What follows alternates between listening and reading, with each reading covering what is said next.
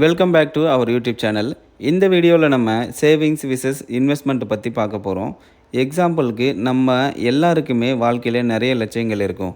அதுவும் முக்கியமாக எல்லாருக்குமே இருக்க லட்சியம் என்னென்னு கேட்டிங்க அப்படின்னா, நம்ம ஒரு 40 இல்லை 45 இயர்ஸில் ஃபினான்ஷியல் ஃப்ரீடமை அடைஞ்சிடணும் அப்படிங்கிறது தான். நம்மளோட ஃபினான்ஷியல் ஃப்ரீடம்ங்கிறது என்ன அப்படின்னா, நீங்கள் இப்போ வேலைக்கு போகிறீங்க, மாதம் மாதம் ஒரு அமௌண்ட்டை சம்பாதிக்கிறீங்க.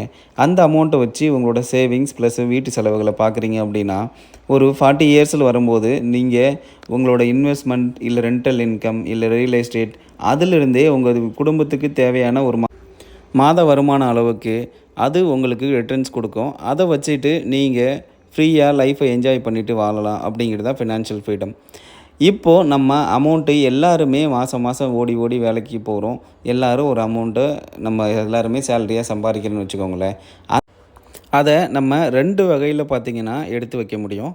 ஒன்று சேவிங்ஸ், இன்னொன்று இன்வெஸ்ட்மெண்ட். இதில் இந்த வீடியோ ஃபுல்லாகவே நம்ம என்ன பார்க்க போகிறோம் அப்படின்னா, சேவிங்ஸில் இருக்க ரிஸ்க் என்ன, ரிட்டர்ன் என்ன, அது எந்த விதத்தில் பெனிஃபிட் நமக்கு கொடுக்கும், அதே மாதிரி நம்ம இன்வெஸ்ட்மெண்ட்டில் அதோட ரிட்டர்ன் என்ன, அதோட ரிஸ்க் என்ன, அது எந்த விதத்தில் நமக்கு பெனிஃபிட்டை கொடுக்கும் அப்படிங்கிறத பார்க்க போகிறோம். முக்கியமாக இந்த 2 வீடியோலையும் நீங்கள் எந்த நேரத்தில் சேவ் பண்ணணும், எந்த நேரத்தில் நீங்கள் இன்வெஸ்ட் பண்ணணும் அப்படிங்கிறத நம்ம சொல்கிறோம். இது உங்களுக்கு ரொம்பவே யூஸ்ஃபுல்லாக இருக்கும்.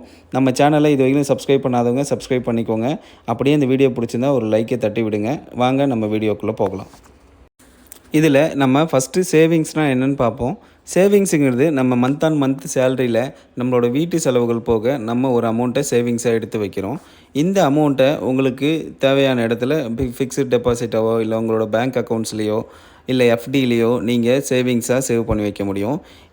நம்ம எதுக்கு பண்ணணும் அப்படின்னா, உங்களோட ஷார்ட் டேர்ம் கோலை அச்சீவ் பண்ணுறதுக்காக நீங்கள் வந்துட்டு சேவ் பண்ணி வைக்கலாம். லைக் எந்த மாதிரி கோல்ஸ் அப்படின்னா, எமர்ஜென்சி ஃபண்டு நான் க்ரியேட் பண்ண போகிறேன், இல்லை நான் இன்டர்நேஷ்னல் ட்ரிப்பு போக போகிறேன், இல்லை சின்னதாக வந்துட்டு ஒரு கார் இல்லை பைக் வாங்க போகிறேன் நெக்ஸ்ட் இயர்க்குள்ளே அப்படின்னா, உங்களோட அந்த மாதிரி ஷார்ட் டேர்ம் கோல்ஸ்க்காக நீங்கள் சேவ் பண்ணி வைக்கலாம். சேவிங்ஸில் இருக்க ரிஸ்க்கை பற்றி பார்க்கலாம். சேவிங்ஸில் எப்பயுமே லோ ரிஸ்க்கு தான்.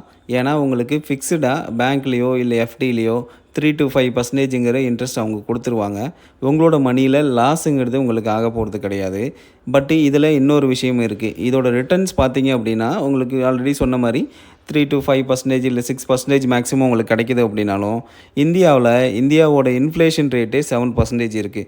நீங்கள் உங்களோட மணியை 1 இயருக்கு எஃப்டியில் வச்சுருந்து உங்களுக்கு 6% கிடைக்கிது அப்படின்னா, இன்ஃப்ளேஷன் ரேட்டுங்கிறது 7% இருக்குது. ஸோ உங்களுக்கு எப்படி கால்குலேட் பண்ணி பார்த்தாலும் சேவிங்ஸில் இருக்க மணி உங்களுக்கு லாஸில் இருக்க மாதிரி தான்.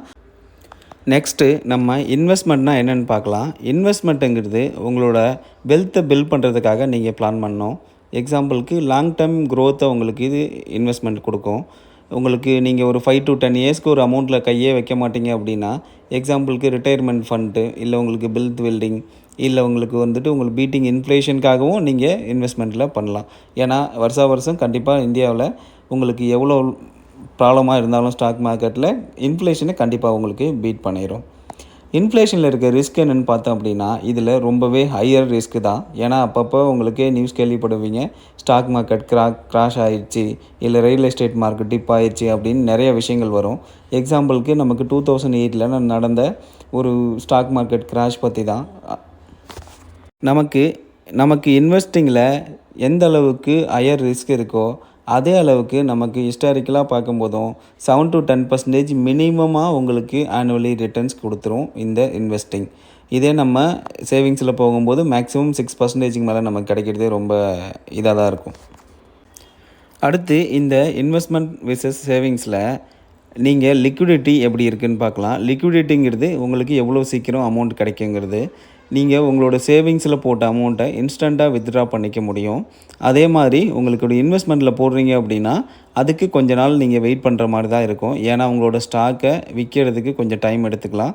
இமீடியட்டாக உங்களுக்கு கையில் காசு கிடைக்குமான்னு கேட்டிங்கன்னா கண்டிப்பாக கிடைக்காது. அதே மாதிரி இன்ஃப்ளேஷன் ஃபைட்டில் வந்துட்டு யார் வின் பண்ணுவாங்கன்னு பார்த்தீங்கன்னா, கண்டிப்பாக வந்துட்டு இன்வெஸ்ட்மெண்ட் பண்ணுறவங்க தான் இன்ஃப்ளேஷனை பீட் பண்ணி அவங்களோட மணியை வந்துட்டு க்ரோ பண்ணுவாங்க. சேவிங்ஸில் பண்ணும்போது உங்களுக்கு ஆல்மோஸ்ட் ஒரு 5 to 6%ங்கிறது இன்ஃப்ளேஷனை ஈக்குவல் பண்ணுறதுக்கு தான் கரெக்டாக இருக்கும்.